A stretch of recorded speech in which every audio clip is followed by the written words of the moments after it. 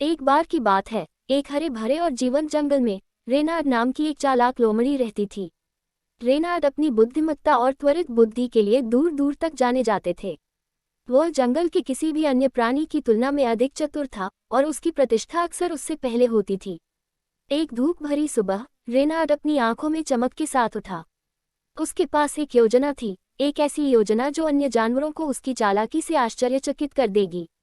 उसने एक भव्य दावत के बारे में सुना था कि पास के गांव के जानवर भरपूर फसल का जश्न मनाने की तैयारी कर रहे थे। एक पल भी बर्बाद किए बिना रेनाड गांव की ओर अपनी यात्रा पर निकल पड़ा। रास्ते में वह कुछ जंगली फूल और जामुन इकट्ठा करने के लिए रुका। जैसे ही वह गांव के पास पहुंचा, उसने अपने बालों को गंदा कर लिया और लंगड़ा कर चलने लगा, हर तरह से एक गरीब खोए हुए प्राणी की तरह लग रहा था। रेनाड को ऐसी हालत में देखकर गांव वाले सहानुभूति महसूस किए बिना नहीं रह सके।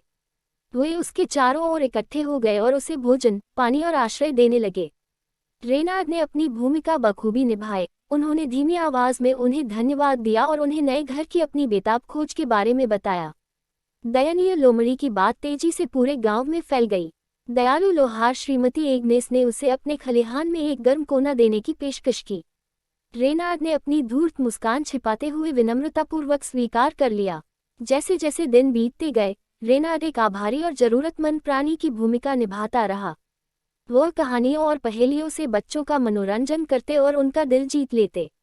यहाँ तक कि उन्होंने ग्रामीणों के घरों को नुकसान पहुंचाने वाले खतरनाक चूहों को पकड़कर भी उनकी मदद की। एक शाम, जब रेनाड आग के पास बैठा था, उसने श्रीमती एग्नेस को अपने पति से उस भव्य दावत के बारे में बात करते हुए सुना, जिसकी वे योजना बना रहे थे। भुने हुए मांस और ताज़ी पेस्ट्री की सुगंध हवा में फैल गई और रेनाड का चालाक दिमाग काम पर लग गया। देर रात, जब पूरा गांव सो रहा था, रेनाड रसोई में घुस गया। उसने कुशलता से मांस के कुछ टुकड़े और पेस्ट्री से भरी जेबें छीन ली, जिससे उसकी उपस्थिति का कोई निशान नहीं बचा। अपनी गुप्त डकैती से संतुष्ट होकर वह अपना सारा सामान लेकर खलिहान में वापस चला गया। अगली सुबह ग्रामीण ये देखकर निराश हो गए कि उनकी बेशकीमती दावत बर्बाद हो गई। वे हैरान और हैरान थे, उन्हें समझ नहीं आ रहा था कि इतना साहसिक कृत्य किसने किया होगा। इस बीच रेनाड खलिहान में अपने अवैध लाभ का आनंद ले रहा था, खुशी से अपने होंठ चाट रहा था। चालाक लोमड़ी ने अपना कारनामा जारी रखा, खुद को ग्रामीणों का प्रिय बना लिया और छिपकर रात के समय दावतों में भी शामिल हो गया। उसकी प्रतिष्ठा बढ़ी, लेकिन किसी को भी उस असहाय प्राणी पर असली चोर होने का संदेह नहीं हुआ।